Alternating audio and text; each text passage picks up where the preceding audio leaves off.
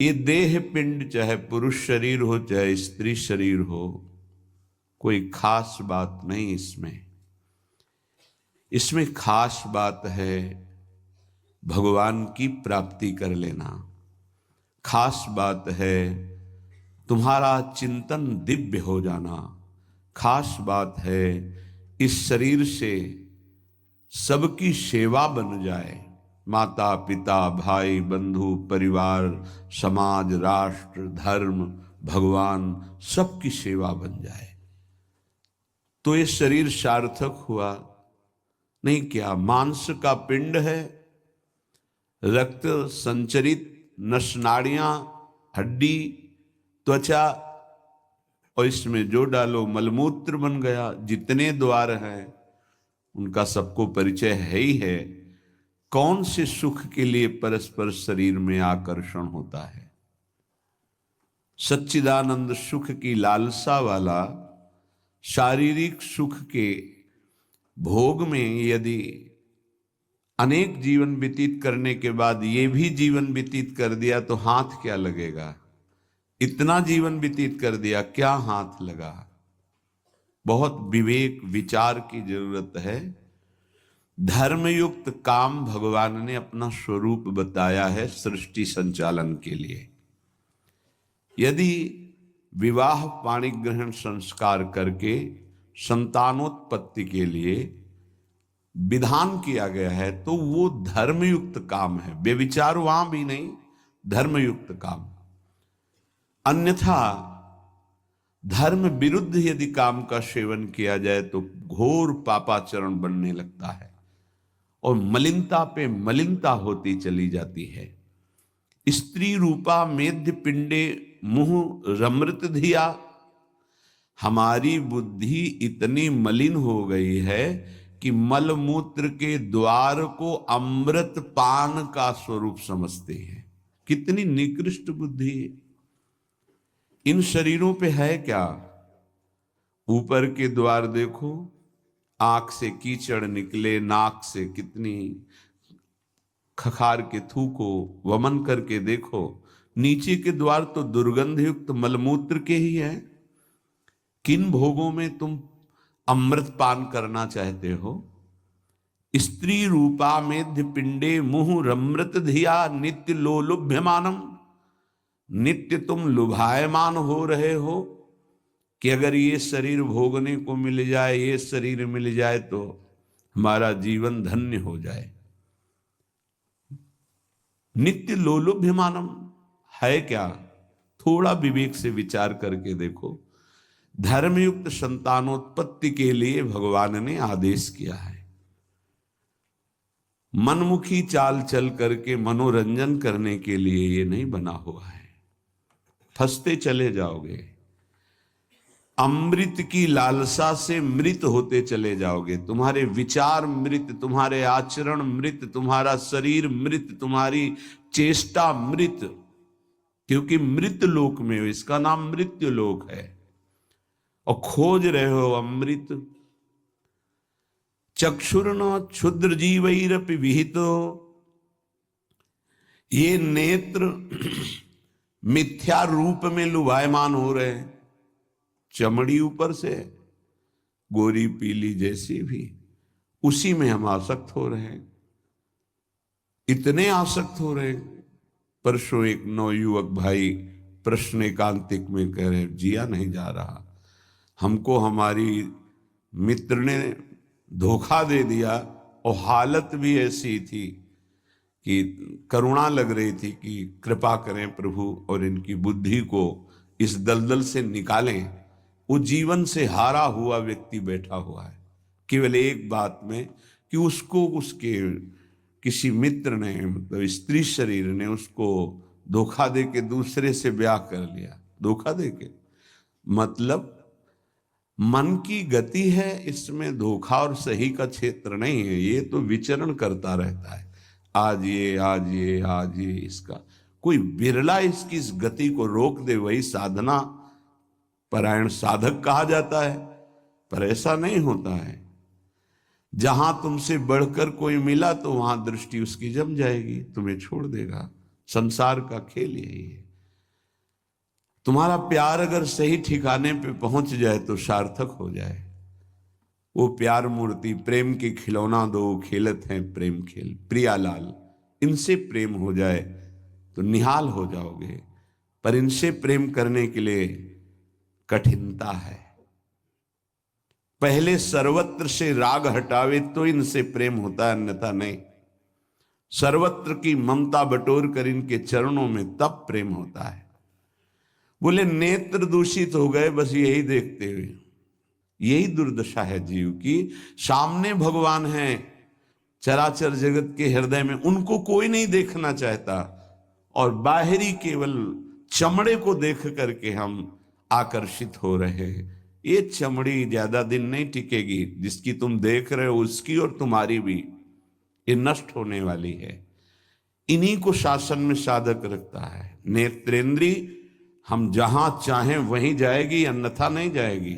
अभ्यास कीजिए नाम जप के द्वारा। ऐसे थोड़ी कि बात कर रहे हो किसी संत से भगवत चर्चा और तुम्हारी दृष्टि जा रही बार बार, और इतनी हिम्मत तुम्हारी कि भगवत भाव के वातावरण में तुम्हारी अशुद्ध वृत्ति उधर देखने की कोशिश कर रही। क्या देख रहे हो? चुप हो, एकदम शांत। चक्षुर्न क्षुद्र जीवैरपि विहित मृषा मानना अत्यंत मग्नाहा। ये क्षुद्र जीव समझ नहीं पा रहे कि नेत्र किसके लिए मिले। ये नेत्र मिले भगवत साक्षात्कार के लिए। ये विचार करो 5 मिनट आंख बंद करके, अगर ऐसे ही तुम्हारी आंखें छीन ली जाएं तो सोचो कैसा तुम्हारा जीवन होगा। जिन आंखों से तुम गंदी बातें कर रहे हो, गंदी बातें देख रहे हो, यही आंखें भगवान छीन लेते तुम्हारी, तो क्या तुम्हारा जीवन होता। आज तुम्हें भगवान ने आंख दी है, तुम इससे धर्म का दर्शन करो, सब में भगवत दर्शन करो, श्री विग्रह के दर्शन करो, संत दर्शन करो, नेत्र पावन करो। नेत्रों को दूषित कर लिया और मिथ्या देह सम्मान को तुमने सुख मान लिया। 4 लोग नमस्कार किए तो तुम अपने को श्रेष्ठ समझ लिए। किंचन मात्र भी कोई श्रेष्ठ नहीं है। ये पंचभूत शरीर सबके उसी सामग्री से बने हुए हैं। अंदर जो जीव अंश है भगवान का बिल्कुल बराबर है। अब जो सम्मान और अपमान होता है गुण और अवगुण का होता है, और गुण और अवगुण दोनों मायाकृत है। सुनो तात मायाकृत गुण और दोष अनेक, ये दोनों मायाकृत है। तो तुम किसका सम्मान? माया का। किसका अपमान? माया का। तुम तो मान और अपमान दोनों से परे हो। अगर कोई तुम्हें प्रणाम कर रहा है तो तुमको उसकी श्रद्धा को प्रणाम करना है। तुम खास थोड़ी हो गए कि वो तुम्हें साष्टांग प्रणाम कर रहा है तो तुम महान हो गए। महान वो है जो साष्टांग प्रणाम कर रहा है, उसकी श्रद्धा प्रबल है। नहीं क्यों, कोई अंतर नहीं। जो इस देह में पंचभूत वही उस देह में पंचभूत, जो इसमें परमात्मा का अंश वो उसमें परमात्मा का अंश, उसकी श्रद्धा बड़ी है, इसलिए वो आपकी तरफ प्रणाम कर रहा है। बोले बहुत बुरा हो गया। मिथ्या मृषा मानना अत्यंत मग्नाः। मैं झूठ मूठ अपने को बड़ा मानकर सम्मान प्राप्त करने की लालसा, सम्मान स्वीकार कर लिया तो हृदय अपवित्र हो गया। बड़ा मन है, फंसाता रहता है, वो मकड़ी की जाल की तरह, फंसने वाला नहीं जानता है। संत सदगुरुदेव शास्त्र इनके सूत्रों को जब स्वीकार करे तो पता चलता है मैं फंस रहा हूं या मुक्त हो रहा हूं। श्रीपाद कह रहे हैं कि देखो जनेन्द्री ने फंसा दिया काम भोग में, नेत्रेंद्री ने फंसा दिया रूप में। सच्ची अगर सावधान न रहे तो ऐसे ऐसे फंसाव हैं कि जीवन ही नष्ट हो जाता है, पूरा जीवन। अब उसको लाख समझा रहे थे, कुछ समझ में नहीं आ रहा था। बस वो ये समझ रहा था कोई आशीर्वाद मिल जाए, जादू टोना मिल जाए कि वो जो हमारी मित्र है वो वापस हमको मिल जाए वापस। बस उसको इतना ही लक्ष्य था। और हम ज्ञान विज्ञान वर्णन कर रहे थे, वो सुन बैठा था केवल, क्योंकि समझ में आता है ना आप हमारी बात पकड़ रहे हो कि नहीं पकड़ रहे। नेत्रेंद्री ने रूपों में फंसा दिया। हृदय मलिन हो गया सम्मान प्राप्त करने की लालसा से। और कह रहे जिभ्या मिष्टान्न निष्ठा विरमति न मनाग्वित सग्रंथनुचितम। जबान आ गई भोजन के स्वाद में, ये मिष्ठान्न है, ये चटपटा है, ये बड़ा स्वादिष्ट है। जिभ्या रसेंद्री यदि भोजन के स्वाद में मगन है तो राधा नाम सुधा रसम का स्वाद नहीं ले पाएगी। उचित आहार जो भगवत प्रसाद रूप है उसको डाल लेते हैं, उसके प्रति हम आसक्त नहीं होते, स्वाद दृष्टि नहीं रखते। पूर्व के संत भगवान के दर्शन होते थे, खप्पर रखते थे नारियल का, नारायण नारायण, दाल खीर रोटी जो भी मिला खप्पर में डाला मिलाया। स्वाद से मतलब नहीं, प्राण पोषण से मतलब है। और यहाँ धनिया की चटनी अलग, टमाटर की चटनी अलग, भरौआ मिर्च अलग, ये अलग ये अलग, तो फिर राधा नाम सुधा रसम भूल जाओ। ये 2 अंगुल की जबान है, बस इतने में सारा खेल है। यहां से नीचे उतरने पर कोई स्वाद नहीं है, भाई इतने में घुमाने का स्वाद है, और अच्छे अच्छे इसी में फंस जाते हैं। जिसकी रसेंद्री विजयी नहीं हुआ रसेंद्री से, वो हर इंद्री का विजयी होने पर भी विजयी नहीं माना जाता। रसेंद्री विजयी जनेन्द्री विजयी जरूर होगा, और रसेंद्री जनेन्द्री विजयी संपूर्ण इंद्रियों का विजेता माना जाता है। धैर्यवान उसे ही कहते हैं जो 2 इंद्रियों को काबू में कर ले, रसेंद्री और जनेन्द्री। रसेंद्री मिष्टान्न आदि भोग पकवान पाने के लिए लोलुप जीवन हो गया, पेट बढ़ करके छाती से एक बीता ऊंचा हो गया है। उठने बैठने में दिक्कत होती है, पर पाने के समय और कितना अधिक पाया जा सके, ये स्वाद वो स्वाद वो स्वाद कितना पाओगे, मर जाओगे पाते पाते, फिर भी तृप्ति नहीं होगी। बहुत विचित्र वासना है, बहुत विचित्र वासना है। चित्त वित्त सग्रंथ अनुचितम, ये विचार ही छोड़ दिया कि उचित क्या है अनुचित क्या है, बस धन मिलना चाहिए, जैसे धन मिले। सच्ची बात, आज चरित्र भगवत धर्म मर्यादा इसका महत्व धीरे धीरे समाज से हटता जा रहा है, धन का महत्व होता जा रहा है। जैसे धन की प्राप्ति हो, चाहे चरित्र का नाश हो, चाहे धर्म का नाश हो, चाहे जीवन का ही क्यों ना नाश हो जाए, क्या दुर्दशा है। बोले मनाग वित्त सग्र धनुचितम, अनुचित रूप से धन कभी सुखी नहीं हो सकता जो अनुचित रूप से धन प्राप्त करता है। हा वृंदारण्य कान्या भवति मम गतिश्चेदहम त्वत्स्थितोपि, मेरी क्या गति होगी जब मेरी इंद्रियां और मेरा मन ऐसा है। मैं आपका आश्रय लेता हूं, आपका वास स्वीकार करता हूं, मैं समझ गया कि मेरे से अब कुछ नहीं होने वाला, मेरी अनन्य गति आप हो। हे वृंदावन, आप मेरा सुधार कर दो। अब मैं कहीं किसी की ओर नहीं देख सकता, सिर्फ आपका आश्रय लिए हूं। भाव ये है कि हम सब तरह से हीन हैं, हर इंद्रियां हम पर विजय प्राप्त किए हुए है। उल्टा इंद्रियों पर हमें विजय प्राप्त करना चाहिए, इंद्रियां हम पर विजयी हो गई हैं, अब हम कैसे मुक्त हों। तो बोले धाम का आश्रय ले लो, बड़ा महत्व है। धाम कृपा करके आपको सत्संग प्रदान करेगा। यदि आप सत्संग के अनुसार सुलझ के चल पावे तो क्या होता है, जन्म जन्मांतर से मलिन बुद्धि होती है और बहुत भागती है बुद्धि। जैसे जंगली नील गाय देखा हो, गर्दन उठाई भागती चली जा रही, ऐसे ये भागती बुद्धि।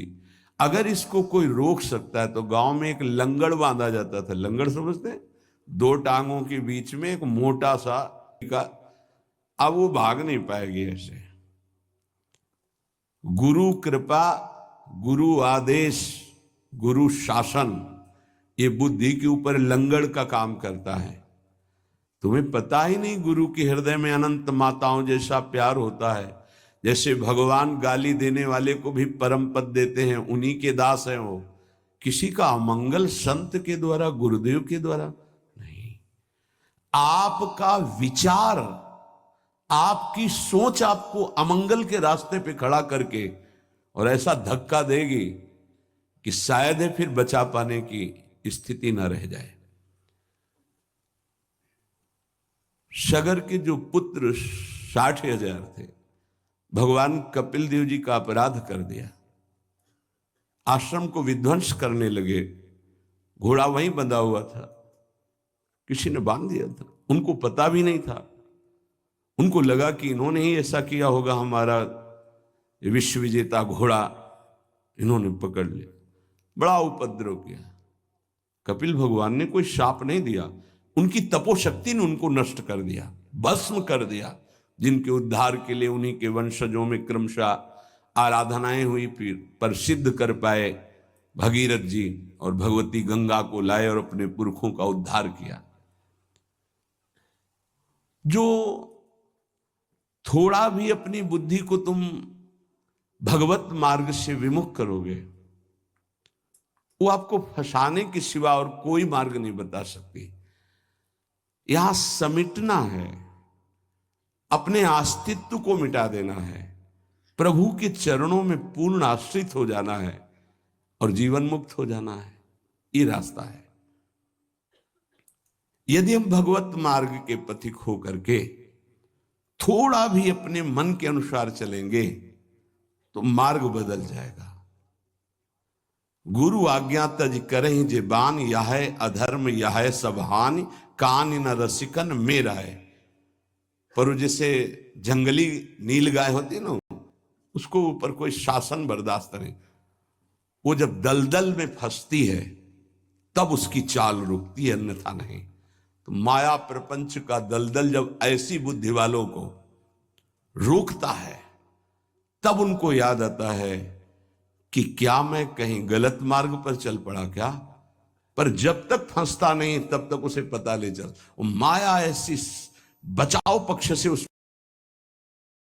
लेती कि इतनी दूर पहले ले जाऊं कि ये लौट ही न सके, तब बात बनेगी।